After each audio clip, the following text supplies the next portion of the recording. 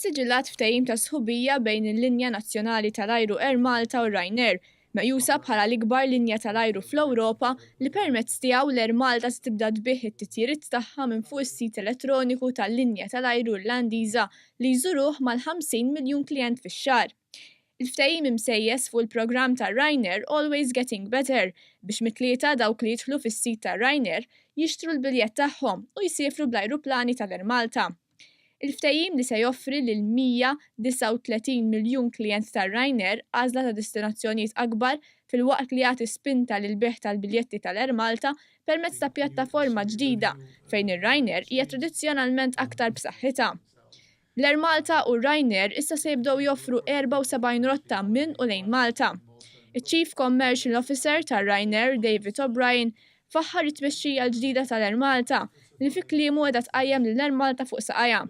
Qal li s-sej li toffli Ryanair li jibda minn €14.99 se jgħottu ukoll għall-biljetti tal-Air Malta. I was here a number of years ago and I was at the time very pessimistic about Air Malta because they were attempting to survive in isolation and they were at the time shrinking. Now, since then, the new management team has grown Air Malta and they're continuing on a growth trajectory and they are entering into partnerships, in particular this partnership with Ryanair, which now gives them a platform. Il-Ministru għat-Turiżmu Konrad Mizzi spjega kif il-kollaborazzjoni ma' Ryanair hija importanti sabiex l-Air Malta tkompli tikber. L-Air Malta u Ryanair qed jikkoperaw għax hemm win-win. L-ewwel fażi biex ngħidlek il-cooperation hija li nużaw iċ-channel ġifieri il-website ta' Ryanair biex inbieħu l-prodotti tal-Air Malta. Dan se jgħinna nikbru. Jekk aħna ma nikbrux, l-Air Malta taqaf teżisti.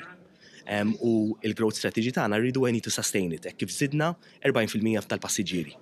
Il-pass li jmiss la darba dan il-proġett jiġi implementat b'suċċess se jkun li noħolqu aktar traffic lejn l-Afrika minn Malta u lejn North Africa wkoll u wara nagħmlu connecting flights ma' Ryanair għall-Ewropa.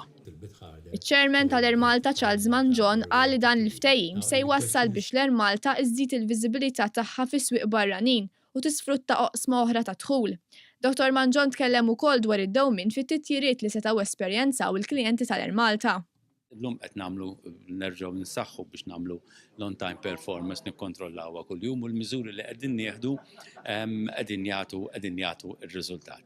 Ovvjament nerġa' ntenni kull min jintlaqat minn dan il-ħaġa mhux ħaġa li nieħdu kosbina. Imma nassigura l kulħadd li l-Air Malta qed tagħmel l-almu tagħha kollu biex din l-issue tindirizza.